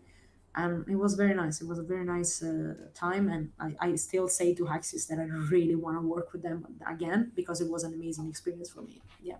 Cool. And the next one is basically you are still really young, so what's at the Thank you. moment? But I think people can see. I mean, I'm not young as much as my appearance says. it's a woman thing. Okay. Every woman appears Good. always younger in person, in camera as well. But let's go back to the question. What's your ambition at this stage? After your career is already started, you are a well-trained artist and professionist. So, Mhm. what do you think will be your goal from now on?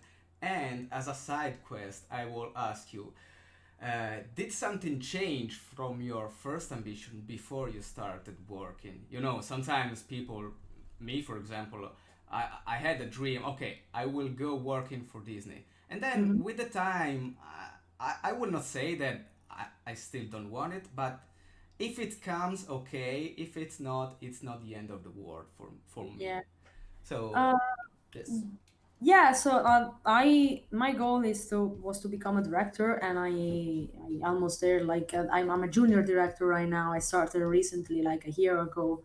So I am just a guest director. So I'm directing a few episodes while it's storyboard, And I really love doing storyboard. So for me, it would be become a lead storyboard artist, or ad story artist, or a director, anything like that. It would be great for me.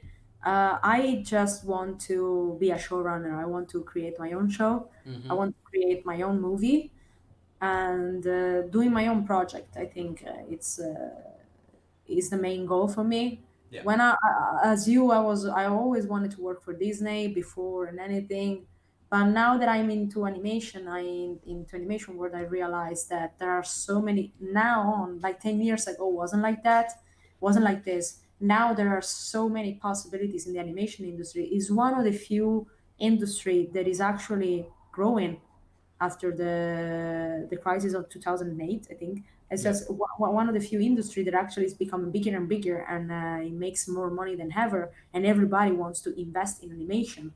And with all these new studios like Netflix is changing animation forever, Yeah. because there is no limits. You can create anything for adults. It's not just confined on the kids section. And also, many artists are moving from Disney or other big studios to move to Netflix because they have freedom to do stuff that they want, Yes. how they want it. And so, like, in my opinion, I still want to work for Disney. I want to try to experience it.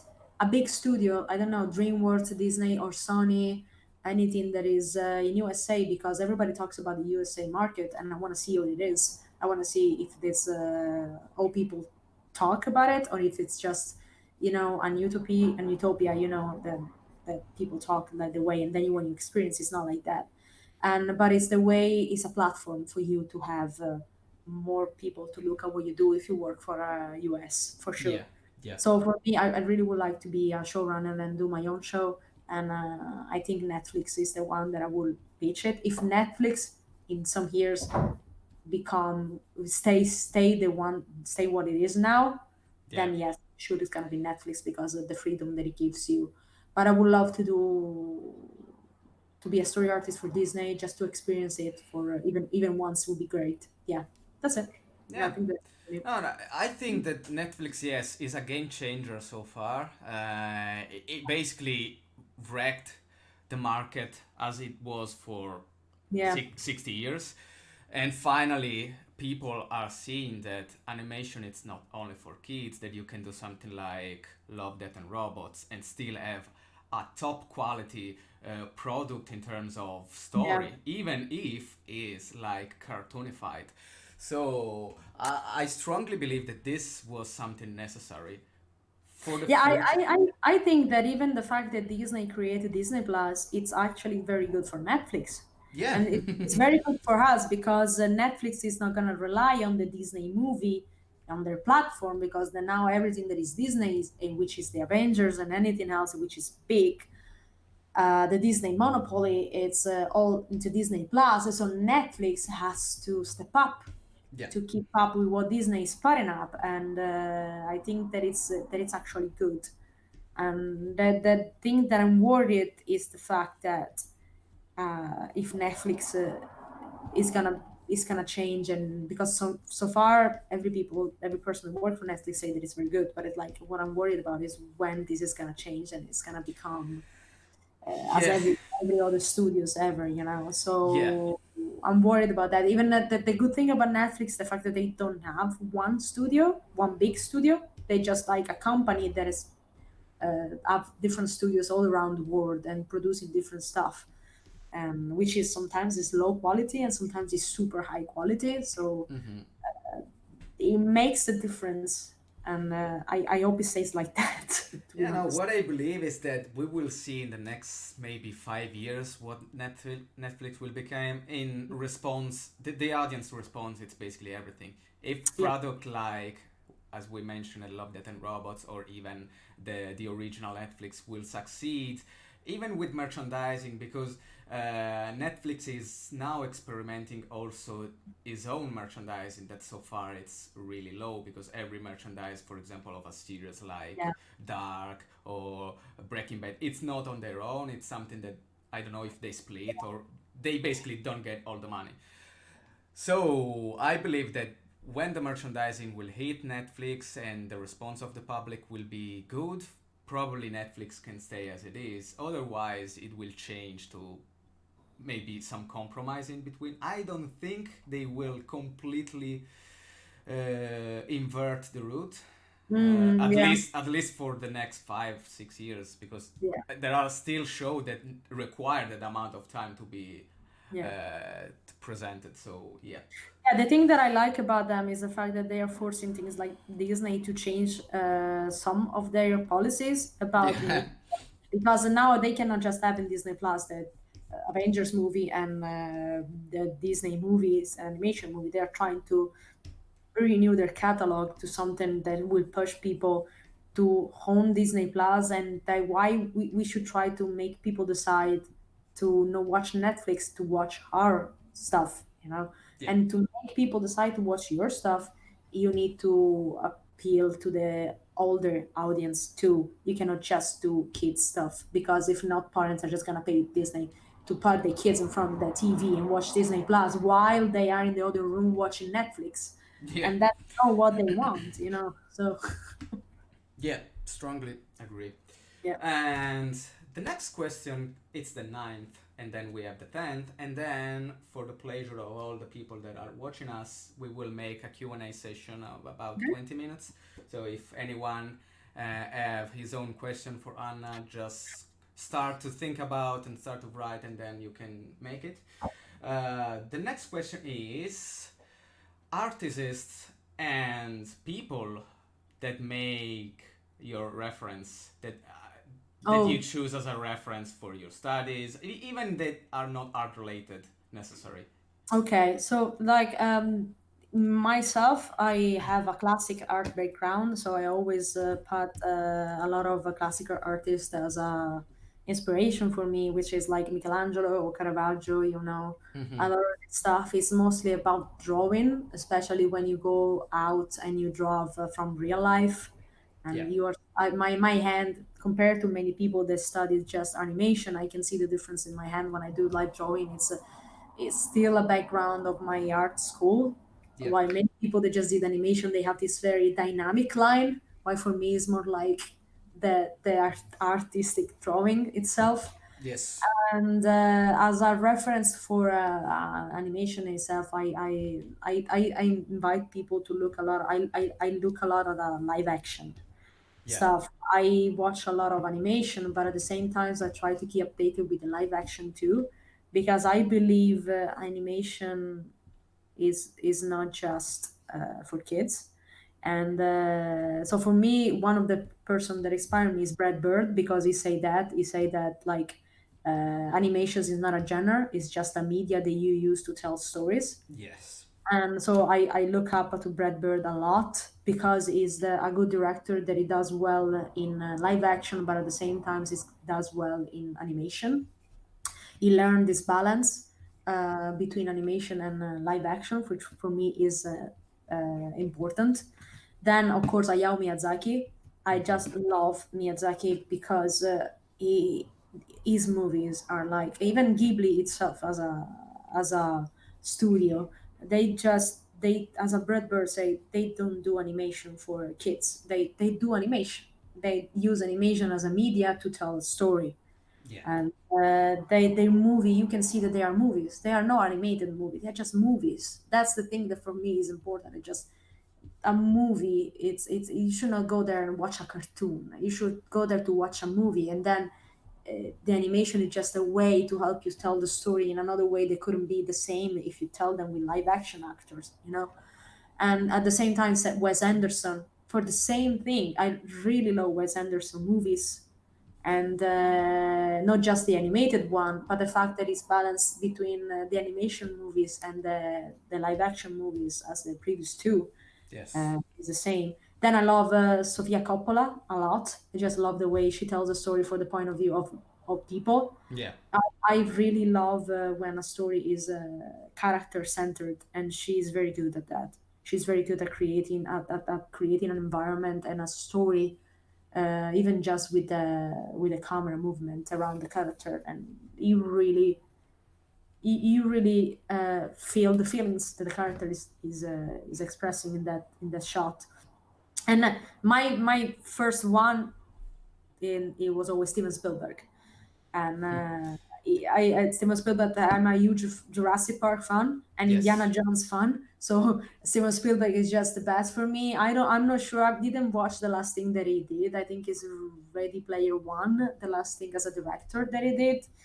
I I heard people say that it's not very good, but like at the beginning is first stuff that he did is the best way that you can study uh, visual storytelling. yes. He's amazing at blocking and staging, and I really suggest to watch a lot of movies. Like I think it is third encounter of the third type. The Mm-hmm. one that side is I saw it a couple of years ago, and it's an amazing movie. It's so well done. It's incredible, and it's just in like Indiana Jones and Jurassic Park. They are like amazing Yeah. movie for storytelling. That's it. What I like from Spielberg is that, of course, is like it is a milestone of a generation. Basically, I think the 80s and the 90s were Yeah, perfectly framed by the movies of Spielberg's, and I believe that the reason why is that it's not only telling, it's not only creating a movie. It's like a universe you can feel the way he shoots, the way he tell the story. It's like an old friend. You know, you are watching a Spielberg movie because you can feel the Spielbergness yeah, in the scenes. Sometimes it's simple. It's so simple that it's not mistakable. It's yeah. really it goes straight to the point with something, especially in Indiana Jones movies, adventure movies. It is like the classic adventure books from the past century. Basically, they were If straight. you try to do something like that today, it's not gonna be the same because they're No, just the thing that I love about Spielberg is the fact that he takes a very simple story and he makes it amazing. Like exactly. the movie itself is perfect in 1 hour and a half. There is nothing more that you can add because he knows exactly how to take the thing that you need, the necessity, the necessary thing that you need to make a story in just 1 hour and a half. And there's nothing more that you can add, and nothing, and everything that is too much, you just take it off, and it goes in the trash because I don't need that. Yeah. And that's it, the perfect thing. And just one shot, everything can tell us the whole story, and it gives you the mood of the story. Because if you think about this, the movies that you're watching, like Indiana Jones itself is just an adventure comedy movie. It's not. If you look at really what it is, Indiana Jones now, it's not a very deep movie. There's nothing deep about Indiana Jones. It's just an adventure movie, but it's perfect. Yeah. The way it's told is all around the characters, so it's just perfect. That And it I doesn't. believe that this sometimes can be the perfect key to tell a story because, especially from the early 2000s, movies start to become overcomplicated, trying to be like philosophical or always with a deep meaning that sometimes it's not necessary for the type of genre, for the type of film. I like Spielberg, Zemeckis as well with Back to the Future Yeah, because it's a story told like in a bar. It's like you have a beer in your hand that someone is telling you know what. The other day this happens to me, and it's like a sequence of facts that happen in the story. You can search for meaning. For example, Indiana Jones, you can search the Nazi hate that yeah, yeah, Americans were always battling, or you can always feel For example, is in the Last Crusade where there is the scene where the Nazis burns the books, and there is the perfect quote that now I don't remember. But there is a statement quote that it's always make me laugh even if I see 10,000 times. And but it's straight, it's simple, it's like a really good way to tell stories. And I it's believe that sometimes now we are losing this kind of there approach. is a lack in screenwriters, I think, today. I don't know what's happening, but it might be the 3D era, or but the fact that you can do everything. Yeah. The fact that you have CGI, you can do everything. You can. Do you want to do a movie in space? Yeah, do it. While before it was like, okay, we want to do a movie in space. Oh, we're gonna do that. And Yeah. when Jurassic Park is still up to date. I still watch Jurassic Park, and I look at it, and it looks it didn't hedge at all. It's still Yeah. an amazing movie, and it still hold up. Yeah, you can see the slight, the fact that the Brachiosaurus is a CGI, but it's still incredibly well done, and it hold up today because everything was made by like actual effect. The dinosaur was real. Yeah, the The animatronics. raptors was real, and now you see that a lot of movies are coming back to the real animatronics and the masks and everything because practical effects are different. And I see this problem in animation too, where like the fact that you can use CGI to do very complicated camera, sometimes they lose this meaning about the story itself. It's just like, yeah, just push it as much as so it's epic. But what epic means if there is no story behind it? It means nothing. The person that goes out of the movie is gonna tell, yeah, you see the effects were amazing. I love the space combat. Yeah, yeah, that was fantastic. And then the next day they're gonna move on to the next movie because they just forgot about that. Yeah. While Indiana Jones, we are still watching it today. And we will do forever, I think. We will do forever. Yeah, and Jurassic Park too. So like, Yeah, I read an article one time that basically, in particular with the Spielberg movies, when they came out in that period, there was a peak in the subscription to, for example, archaeologist university branch or the paleontologist for Jurassic Park. So they were such an inspiration even for people that, for example, were amazed because I had an argument some days ago on Facebook where things for certain people things needs to be strictly historical or strictly related to the context, and all the kind of interpretation is such waste of time. Where I believe that, for example, if you want a children to love math, you cannot just go straight to the children and tell the numbers because he will hate. I hated it at my time, but if you go to the children, explain and maybe even tell stories about math, probably you can move some passion inside these children. So I believe that Indiana Jones and Jurassic Park, for example, they were really, really good, simple story that makes people love the argument, like the history or the dinosaurs. And yeah, then eventually someone became a paleontologist or an archaeologist. So yeah. yes, that's true.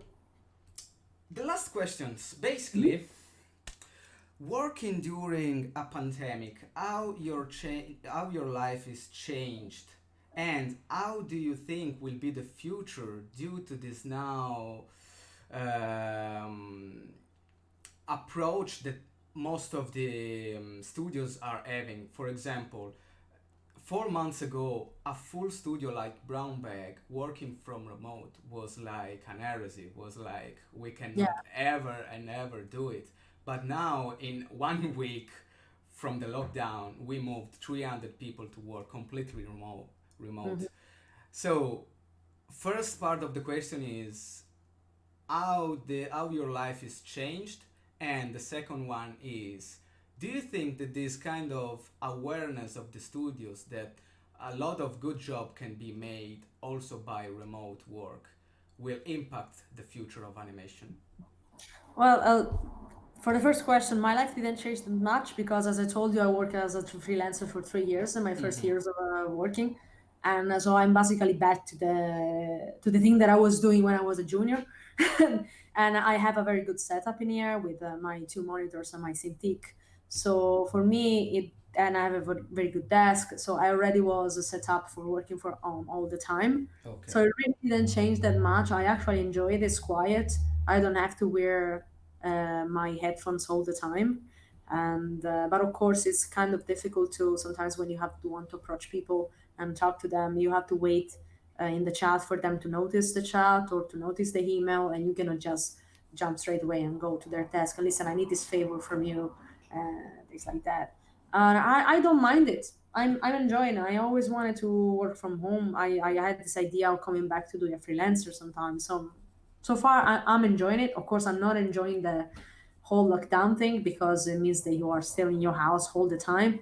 Yeah. And even when I wanted to go out, I cannot do it. But I don't mind it. I'm very well,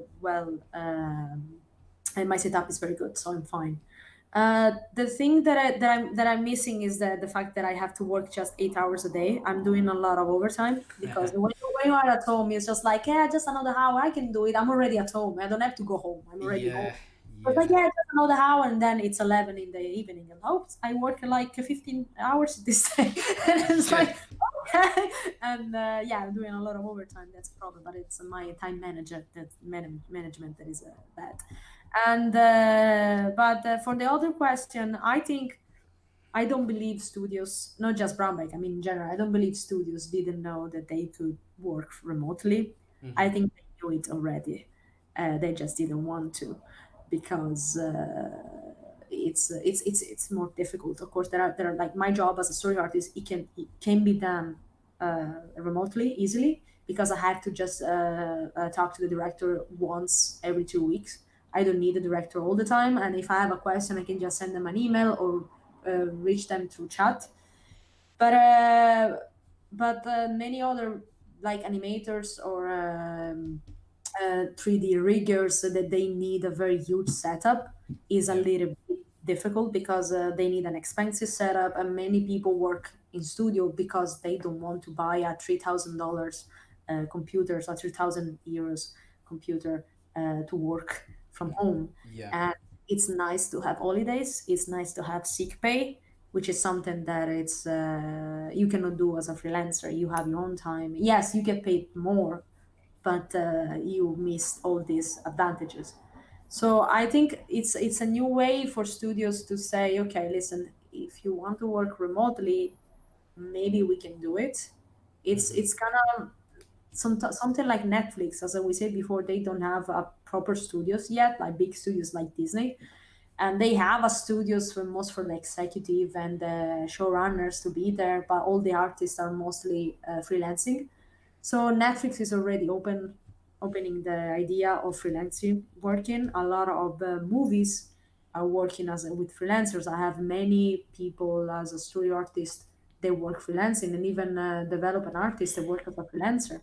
And the industry is already open. It also it's open for it's better for them because they don't have to stick to the to like if you hire people from all over the world, you don't have to pay for the visa for them to come to your studio. yeah, So even from that point of view, they have an advantage. There is a limit of freelancer artists that you can hire. Maybe that is gonna change after this, and maybe the government will be open to hire more freelancing for studios and allow studios to work. But it's also a matter of taxes because for every government, it's convenient to have people working out because they're gonna pay the taxes in the studio in the country that they work in. yeah, So it's a government thing. I think mostly many studios can allow you to work remotely if you cannot afford and they really want you. They already did that with many artists. And but I think there's gonna be more open. Like I need a month. I work from home for this month. Maybe they're gonna say yes because they know that you can work because you already managed to do that during the COVID. yeah, But I'm still thinking that the major number of artists is gonna be in studio anyway. Because I mean, the production is based on talking to people, and you cannot do that if you are out of the studios. And also, as we said before, the taxes, the government taxes, they want people to be in the studio for that reason. So yeah, I think that the idea that's changing is the fact, okay, we can sustain this. It's possible. Maybe there are studios that are going to do that forever. They're going to say, you know what? I don't need to pay for a rent for 300 people to be in the studio. I want to do a movie.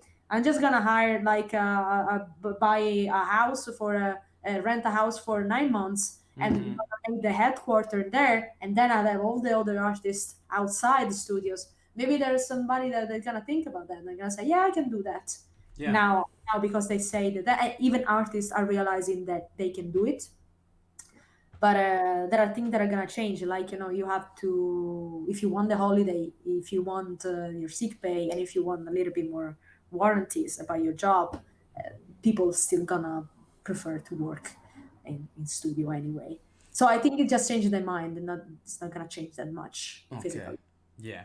Yeah, no, probably, yeah, something gonna change in terms of specific situation that maybe 5 months ago were a bit more confined to no, a general no. Now I can see a little bit of opening from studios to do, okay, but we need this one, or we need the studio to do this sacrifice. So yes, we can hire more remote people for a project Yeah. than in the past. Okay, so my questions are finished, and I will let the chat do their question if they want, and we are here to reply. I think we can go for another 15 minutes, and then we Yep. can call the live ended with pleasure. I will stop also drawing because I draw for 2 hours straight. Nice stuff with you there. Thanks. I didn't know what to do, so I went a bit Aztec, probably because at work I'm doing a set That's good. related. First question is from Federica. Question about remote work. I heard Anna talk about freelancer, but can you also work not as a freelancer but as a permanent employee remotely? Are there any pay differences? Is it possible to ask for the job remotely after having made 1 or 2 years of experience in the same studio? So, Uh, what do you say? Yeah, it is. If you made already an experience in the same studio, they probably are gonna be more willing to give you the time off as in keeping your contract. There is just for them there are a lot of regulation, as we say, about the country that the studio is in. Yeah. Some country won't allow you to have many freelancer people outside. It's like it depends on your role, because if you they say, why should I pay you to not be in studio like you are in the studio? They try to do that thing mostly with people with children. And if you have a problem with your family or your mental health, and you say, listen, I can still work, but I need time for myself Yeah. and I need to work from home, they may do the exception for that. The problem is, why they should pay you and give you like sick days and all the things that happen for a person, an employees that work in studio, to you if you are not gonna be in studio anymore. Yeah. They may do that if you work for them already and they know that you are a good asset and they don't want to lose you. And but if you're just starting, they usually won't allow you to do that.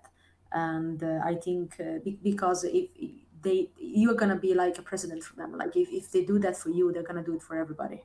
Yeah. And freelancing is way easier for them, because you're basically working outside and they don't have to pay anything for you. Mm-hmm. I don't know if there is a small taxes for freelancing, probably, but like it's not expensive as a keeping a person in studio. Yeah. So you can manage, if you just started, you can manage to, probably you they won't let you work remotely, because there is also a problem with as you say, safety.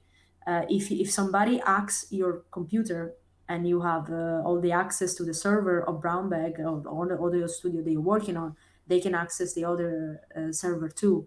And so you can leave, if somebody hack your computer or steal your computer, if you have a laptop, or they come to your house and steal your computer, basically everything for the studio, they will access it. So it's a huge risk for them to have you.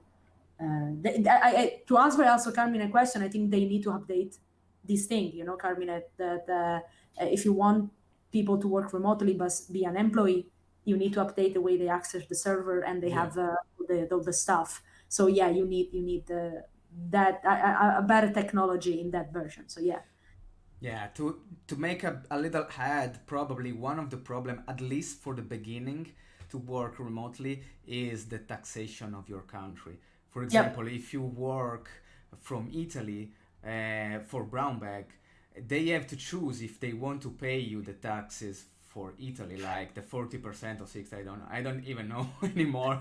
They don't pay taxes for you. You pay your own taxes. You pay everything.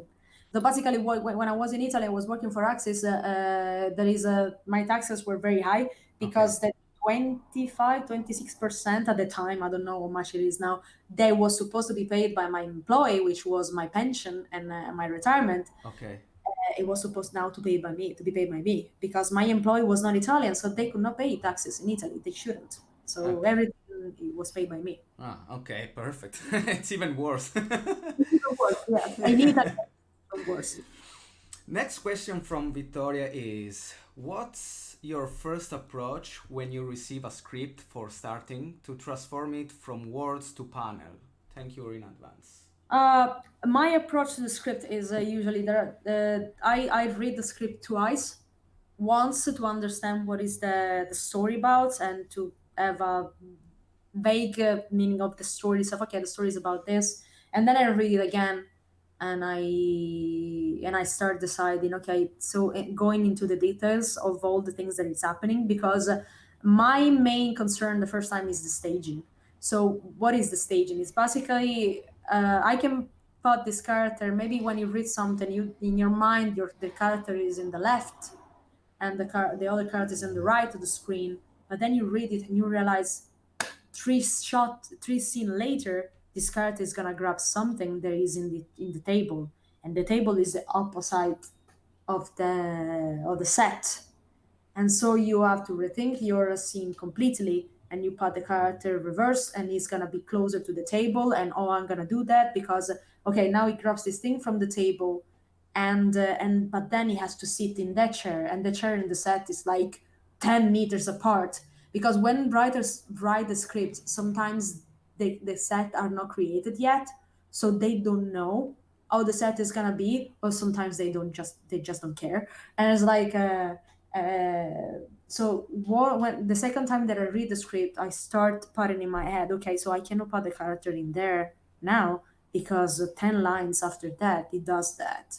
And then okay, so I put the character there for this line, and but then okay, I resolve the first problem, but then 10 lines after that there is another problem. So the second thing that I do when I read is to try to position my characters in a way that is gonna give me less problem when I do the storyboard. And I usually, if I print my script, I can draw a tiny drawing up there or take notes of what to do. Or I can, if I have it, I don't have it printed like now because my printer is not working. I take Photoshop and I just start making sketches or just put it in my mind and taking notes at the side of it and then start the storyboard right away. I usually try to approach it sequence by sequence. So solving the problem sequence by sequence and when I read it the second time, try to understand if a solution for the first sequence is does apply for the last sequence. You know, maybe they are in the same set and it's something is connected. So reading your script is the very well is the thing that you have to do mostly before starting to draw. It's even before thumbnailings, in my opinion. Yeah. Cool. Um, Another question is is the question of the questions. Any Uh, good advice for storyboard artist portfolio? Okay, so there are first thing like in Italy we are fixated with video reels. The first thing that the person from Disney told me was like, if you give me a video reel, I will have trouble to pause for a shot that I want to analyze. So instead, for storyboard, I always would suggest to portfolio and no video reels. And for a portfolio, the major thing that I learned was that you have to have to show your skill. So the major things is like to have three boards made about 150 panels each. They could be an extract for a bigger board, or they could be just a small story, and they should express like one action, one comedy story, and one drama. But this is and in between them you show them the sketches that you did of the stories and the way you approach it as a story artist, like not a storyboard artist, but a story artist, which is different. And so you, and then in the end, you have the sketch that you did in real life, so you show your drawing skills, in that way. But in reality, a good storyboard portfolio is just panels. If you put panels, tiny panels, one of each, and they should be readable. With the, you can even put the dialogue underneath them, so you they can read it. Usually, they just look at your thumbnails, because if it's readable through your thumbnails, they know that you can tell the story. And so tiny thumbnails, I usually go 4 by 4 or 5 by 4 in the same page, and 150 panels for each story should be good enough. Or you can do just one portfolio about one story, but it has to be very good. That's yeah, no video reel. I know it's they don't care, because your job as a story artist outside Italy is not to edit your own board. When they ask you to do that, they actually tricking you, because it's not your job to be an editor. And even if you use Storyboard Pro, doesn't matter. You don't have to do a video reel of your board. You just have to, because then your board get taken from the editor, and the editor is gonna cut everything that you did and manage them. So if they ask you to do an edit, you have to be paid as an editor. Yeah, Which is a yeah, different pair of shoes. yeah. Okay. Perfect. I will say that if there is any other questions, we can call the live closed. Last 30 seconds. One, two, three, three. Blah, blah, blah, blah. uh, w- it has been a real pleasure, Anna, to have you here, and I hope everyone viewing this video can find it helpful and entertainment as well. So I would like to thank you. Thank you for having me. It was nice. It was fun. We should redo it. And thank you guys also for looking it. I don't know how to close because I'm not a streamer, so I will just say bye and see you in the next video that probably will come next Monday. Next Monday, that will be the 22nd of June. So thanks everyone and see you next time. Bye. Bye, guys.